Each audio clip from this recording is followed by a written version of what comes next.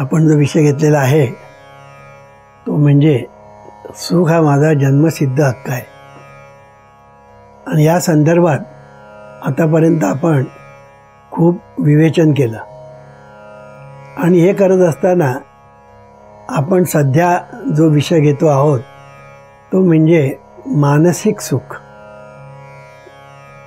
म्हणजे दुसऱ्या भाषेत सांगायचं म्हणजे शांती सुख. की माणसाला जन्माला आल्यानंतर मरेपर्यंत त्याने कितीही काही जरी मिळवलं तरी त्याला जी आस असते ती मनशांतीची. पैसा खूप मिळवला पण मनशांती नाही, फुकट. सत्ता मिळाली, मिनिस्टर झाला, सत्ता झाली, सगळं झालं, पण मनशांती नाही, फुकट. खूप संपत्ती मिळवली पण मनशांती नाही, फुकट. म्हणून मनशांतीचं जे महत्त्व आहे ते इतकं आहे की ते जर मिळालं नाही तर सर्व व्यर्थ आहे अशी माणसाची धारणा त्याला जीवनामध्ये एक दिवस येते. आणि म्हणून ही मनशांती मनशांती असं आपण ज्याला म्हणतो त्याला मनशांती म्हणजे नेमकं काय आणि मनशांती माणसाला कधी मिळते, केव्हा मिळते, कशी मिळते, का मिळते, हा जो विषय आहे हा सध्या आपण पाहतो आहोत. पहिली गोष्ट लक्षात ठेवायची की मनशांती जर मिळायला पाहिजे असेल तर त्याच्यासाठी माणसाने सतत सत्कर्म केलं पाहिजे. दुष्कर्म करणाऱ्या माणसाला कधीही शांती मिळणं शक्य नाही, पण जो सत्कर्म करतो त्याला ते शांती मिळते. आता सत्कर्मातून पुण्य निर्माण होतं आणि दुष्कर्मातून पाप निर्माण होतं. म्हणून पुण्य आणि पाप हा विषय आपण घेतला की जोपर्यंत आपण आपल्याजवळ पुण्याची साठा म्हणतो ज्याला आपण, तो गाठी पाहिजे नाही तर पाठी पाहिजे, दोन्ही असेल तर उत्तम. पुण्याचा साठा एक आपल्या गाठी पाहिजे नाही तर पाठी पाहिजे. पाठी म्हणजे आपल्या आईवडिलांची, आजी आजोबांची. पुण्य ही कोणाची असं सांगता येत नाही. आपल्या मुलांची, आपल्या जवळचे जे कोण असतील त्यांची, जावई म्हणा, सून म्हणा, मुलगी, ह्या सर्वांची पुण्यही ह्याला फार महत्त्व आहे. कित्येक लोकांचं ज्योतिष चुकतं. तर आम्हाला एका ज्योतिषानेच विचारलं, वामनराव आम्ही ज्योतिष सांगतो आणि आमचं ते चुकतं कसं? कधी कधी बरोबर येतं पण बहुतेक वेळा चुकतं. त्याचं कारण का? त्याचं कारण मी ते सांगितलं की तुम्ही जेव्हा ज्योतिष सांगता त्यावेळेला त्याचा हात बघून किंवा त्याची पत्रिका बघून तुम्ही सांगता, पण त्याचा हात किंवा त्याची पत्रिका बघून जे तुम्ही ज्योतिष सांगाल ते अगदी अपुरं असेल, ते अगदी अपुरं असेल. मग त्याच्या जवळचे जे कोण आहेत की ज्याचा संबंध असा आहे की त्यामुळे त्याच्या जीवनावर सुखाचे किंवा दुःखाचे परिणाम होणार किंवा होतात, त्यांचा हात बघितला पाहिजे, त्यांची पत्रिका बघितली पाहिजे. म्हणून घरामध्ये जर 10 माणसं असेल तर 10ही माणसांची पत्रिका बघायला पाहिजे, तर तुमचं भविष्य खरं ठरेल. कारण तुमच्या ठिकाणी जरी पुण्याचा साठा कमी असला पण बायकोच्या ठिकाणी जर असेल तर तो बॅलन्स होतो. वडिलांच्या ठिकाणी असेल म्हणून पाठीमागे आणि गाठी असं म्हटलं आहे. आपल्या गाठी असेल तो भाग वेगळा आणि आपल्या पाठी म्हणजे बायकोची पुण्याई, मुलीची पुण्याई, मुलाची पुण्याई, जावयाची पुण्याई, सूनबाईची पुण्याई, नातवाची पुण्याई, नात सुनेची पुण्याई, अशा सर्वांचं आपण ज्या वेळेला लक्षात घेतो तेव्हा ते ज्योतिष खरं ठरतं. नाहीतर ज्योतिष सांगितलं जे जातं ते तेवढ्यापुरतं ते ठीक आहे. हे मी काय सांगतो आहे की कोणाच्या पुण्याने कोण तरतो किंवा मरतो. पुण्याने मरत नाही, ह्याला पापाने मरतो. पापाने कोणाचा जीव हे सांगता येत नाही. पण पुण्यगाठी असेल तर कोणाच्या पुण्याने कोण जगतं हे सांगता येत नाही. म्हणून कोणी मिजास मारू नये. घरामध्ये 10 माणसं असेल ना तर माझ्या पुण्याईने तुम्ही जगता म्हणू नकोस. कदाचित तू त्यांच्या पुण्याईने जगत असशील. कळलं ना? तू कोणाच्या पुण्याईने. म्हणून सावित्रीचं उदाहरण आहे ना. सावित्रीने आपल्या नवऱ्याचा प्राण परत आणला,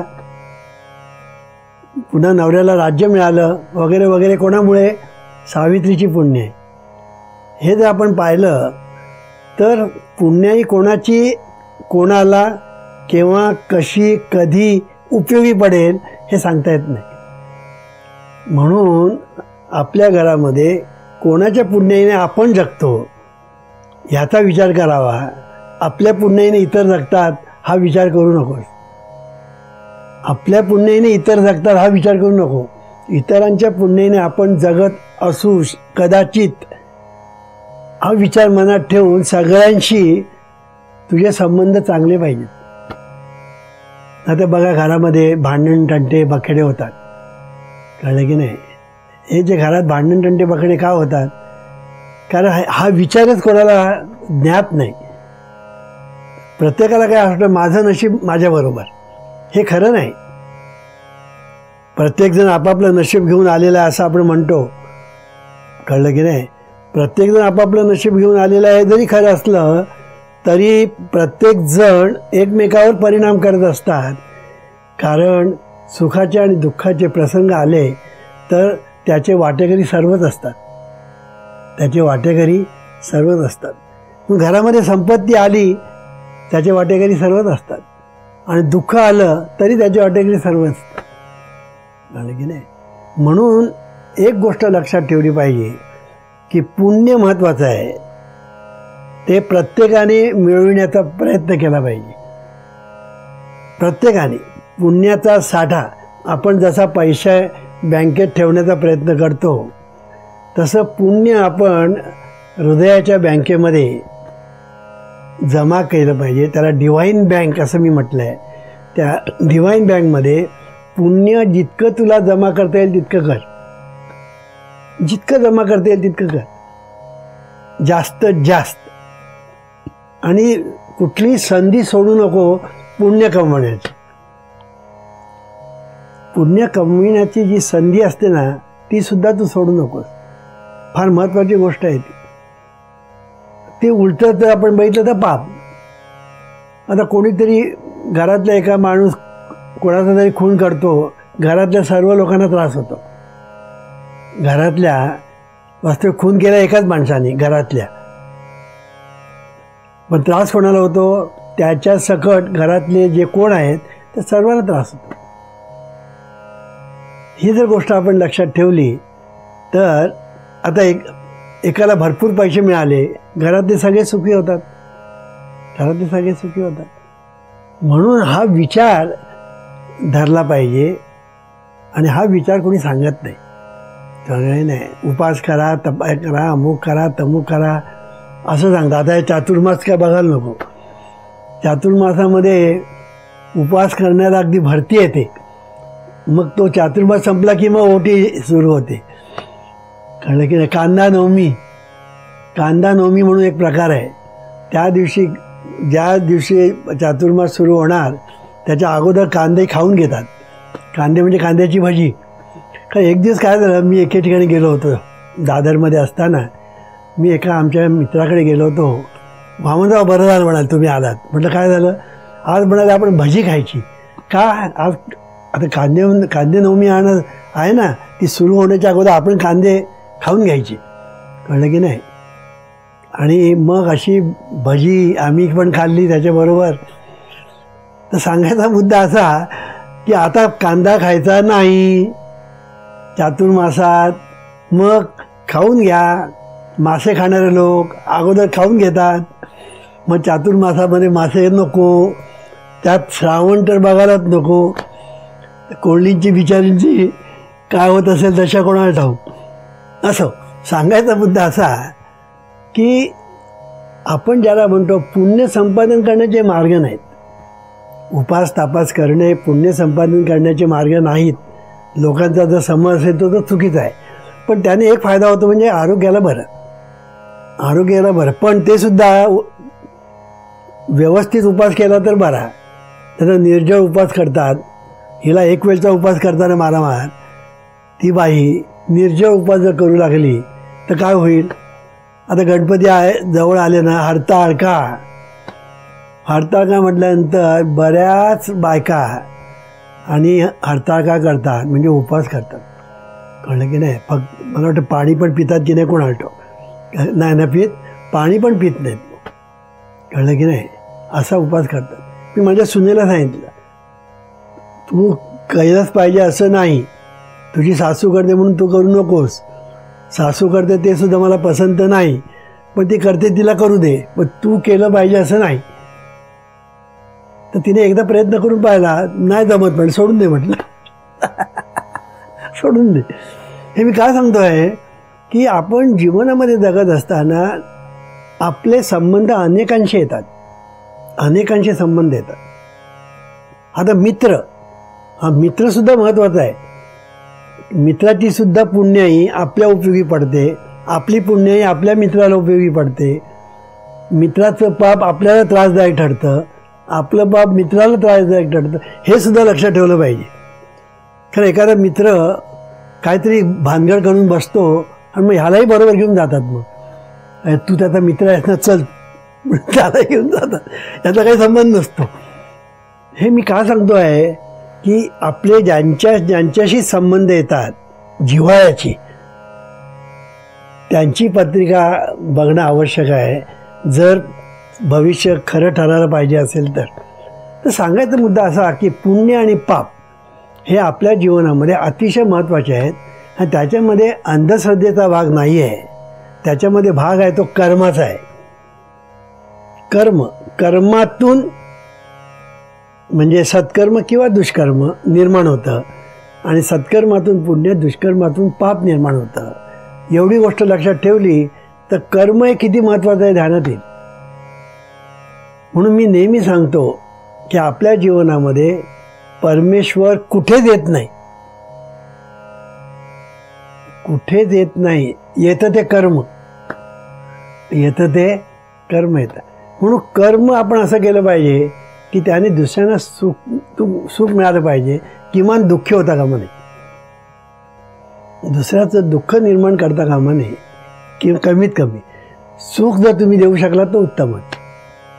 आता जगातल्या सर्व लोकांनी ठरवलं कोणी कोणाला दुःख द्यायचं नाही, तरीसुद्धा लोक आनंदित होतील नाही का. आता दुःख द्यायचं नाही निगेटिव्ह आहे, पण तरीसुद्धा दुःख द्यायचं नाही हे सुद्धा कर्मच आहे ना. ते कर्म पुण्यकर्म आहे. म्हणून एखाद्याने ठरवलं मी कोणालाही त्रास देणार नाही, कोणाला दुःख देणार नाही, असं जर घरातल्या प्रत्येकाने ठरवलं तरी घरातले लोक सुखी झाले. म्हणून मी नेहमी सांगतो की तुला जर दुसऱ्यांना मदत करता येत नसेल ती निदान त्यांच्या मार्गात खोडा घालू नको. दुसऱ्याची स्तुती करता येत नसेल तर निंदा करू नकोस. दुसऱ्याच्या तोंडात घास घालता येत नसेल तर तोंडातला घास काढू नको. दुसऱ्यांच्या पायावर मस्तक ठेवायचं नसेल तर नको ठेवू, पण दुसऱ्यांच्या मस्तकावर पाय ठेवू नको. दुसऱ्या धर्मावर प्रेम करता येत नाही ना, करू नको, पण दुसऱ्या धर्माच्या लोकांचा द्वेष करू नकोस. एवढं केलं तरी पुरे आहे. एवढं जरी जगातल्या लोकांनी केलं ना, जगात सुख शांती नांदेल. सुख शांती कशाने नांदते हे बघितलं पाहिजे. धर्म आपण म्हणतो, धार्मिकता कशात आहे? सत्कर्मात धर्म आहे आणि सत्कर्म करण्यात धार्मिकता आहे. कळलं की नाही. धार्मिकता म्हणजे काय? सत्कर्म करण्यात धर्म आहे आणि धार्मिकता आहे, आणि सत्कर्म म्हणजे धर्म आहे. ही गोष्ट एकदा ध्यानामध्ये आली की तुमच्या जीवनामध्ये महत्त्वाचं आहे ते कर्म, देव नाही किंवा परमेश्वर नाही. हे पहिलं लक्षात ठेवलं पाहिजे. आणि हे एकदा आपण लक्षात ठेवलं की मी जो विषय मांडतो नेहमी संचित प्रारब्ध क्रियमाण, पाप पुण्य, नियती, सुखदुःख, नशीब, या सगळ्या ह्याच्यामध्ये कुठेही परमेश्वर येत नाही. कुठेच येतं ते तुमचं कर्म, म्हणजे पाप किंवा पुण्य. ही गोष्ट एकदा आपल्या ध्यानामध्ये आली की आपलं जीवन सुखी करण्याचा मार्ग अगदी सोपा आहे. तुला काही करता येत नाही ना, तर निदान दुसऱ्यांचं तू वाईट तरी करू नको, हे तरी तुला करता येईल की नाही. पुष्कळ झालं, पण हे सुद्धा लोक करत नाही. आता सुनेला त्रास देण्यामध्ये जर सासूला मजा वाटत असेल तर काय म्हणायचं आता? ही विकृती नाही का? सुनेला त्रास देणारी सासू म्हणजे तिच्या ठिकाणी विकृती आहे, हा त्याचा अर्थ झाला. आणि म्हणून ही विकृती आहे म्हणून कृती वाईट आहे, अनिष्ट आहे. आणि अनिष्ट कृती आहे म्हणून सगळं जीवनामध्ये अरिष्ट निर्माण होतं. मग याला उपाय काय? याला उपाय आहे सत्कर्म. दुष्कर्म न करणं हेही सत्कर्म आहे, हेही लक्षात ठेवायचं. आणि म्हणून आपल्या जीवनामध्ये जितकं आपल्याला पुण्य संपादन करता येईल तितकं करायचं. कळलं की नाही? काही लोक असे असतात, पैशाचे हावरे असतात. कळलं की नाही? किती पैसा मिळाला ना ते त्याला कमीच वाटतो. पैसा मिळव त्याला कमीच वाटतं. अरे हा पैसा घेऊन तू जाणार आहेस कुठे? शेवटी चांगल्या मार्गाने भरपूर मिळव, त्याबद्दल वाद नाही. चांगल्या मार्गाने भरपूर पैसे मिळव, पण अनिष्ट मार्गाने जर तू पैसे मिळवशील तर ते तुला कधी ना कधीतरी ओकावे लागतील. बरं का? पचणार तर नाहीच, पण ओकावे लागतील. मग याला उपाय काय? याला उपाय जीवनविद्याचं सांगते, सत्कर्म करा, दुष्कर्म टाळा. हा उपाय, हे पुण्य. म्हणून ह्याच्यासाठी पुण्य मिळवण्याचे मार्ग मी सांगितले. काय? पहिला मार्ग म्हणजे तुकाराम महाराज सांगितला, पुण्य ते परोपकार, पाप ते परपीडा. तुकाराम महाराजांनी एका वाक्यात सांगितलं. इथे कुठे उपास करा म्हणून सांगितलं तुकाराम महाराजांनी?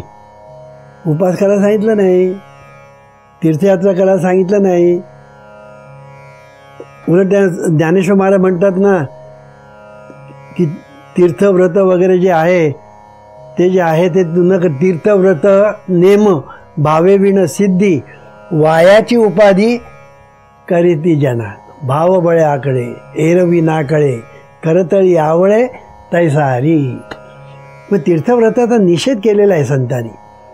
कळलं की नाही? आता काही ठिकाणी त्यांनी सांगितलं तीर्थयात्रा करा म्हणून, पण त्यांचे जास्त अभंग तुम्ही बघितलेत ना, तीर्थयात्रेचा निषेध केलेला आहे.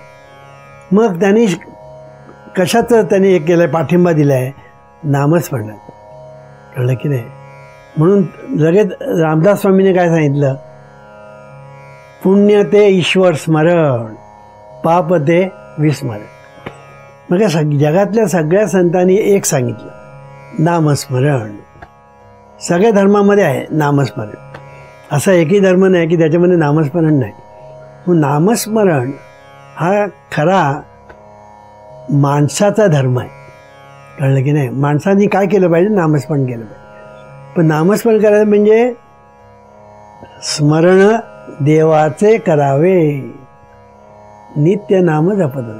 मग पहिलं स्मरण देवाचे करावे हे विसरता कामा नये. मग तुम्ही म्हणा बाबा देवाचं स्मरण होत नाही, मग नाम घ्यायचं नाही का? नाम घे. देवाचं स्मरण मग नंतर बघूया आपण. पहिली तर पास हो, मग दुसरीचा आपण विचार करू. दुसरी पास हो, मग तिसरीचा विचार करू. पण तिसरीमध्ये जाण्यापूर्वीच दुसरीचा जर तू विचार करत बसला, तिसरीचा विचार करत बसला तर ते बरोबर नाही. म्हणून ह्याच्यासाठी तू आतापासून तो विचार करू नको. नाम येईल तैसा बोल रामकृष्ण हरी. हे संत का सांगतात? संत असं सांगतात की तुझ्या जिभेला वळण पडलं पाहिजे. खरं सगळ्या संसारामध्ये ताप निर्माण करणारी आणि सुख देणारी जर कोण असेल तर जीभ. ही जी जीव आहे ना, ही म्हटली तर तलवार आहे, म्हटली तर जिलबी आहे. जीव ही जिलबी पण आहे आणि जीव ही तलवार पण आहे. ती भराभर कापेल आणि जिलबी जर असेल ना तर सर्वांना मित्र करून टाकेल, सर्वांना मित्र करून टाकेल किंवा सर्वांना शत्रू करून टाकेल. म्हणून जिलबी जिभेवर ठेवली पाहिजे, कळलं की नाही. तलवार नको. म्हणजे याचा अर्थ नेहमी तुम्ही गोड बोललं पाहिजे, गोड बोललं पाहिजे. आता गोड सर्वात काय आहे? गोड गोड तुझे नाम विठोबा, गोड तुझे नाम असं म्हटलं आहे. विठ्ठलाचं नाम गोड म्हटलेलं आहे. जिव्हे गोड तीन अक्षरांचा रस, अमृत जयास फिके पुढे, असं देवाच्या नामाचं वर्णन केलेलं आहे. म्हणून नाम हे गोड आहे ते तू घे, आणि नाम हे पुण्य देणारं आहे. हरिमुखे म्हणा, हरिमुखे म्हणा, पुण्याची गणना कोण करी.